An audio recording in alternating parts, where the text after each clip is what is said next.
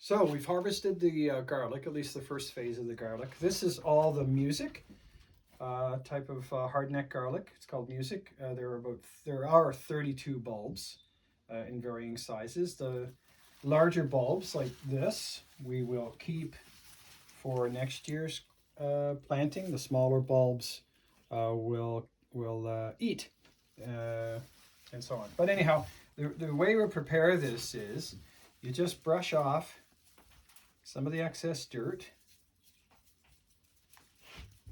You don't wash it, you just rub it off like that. Put it aside.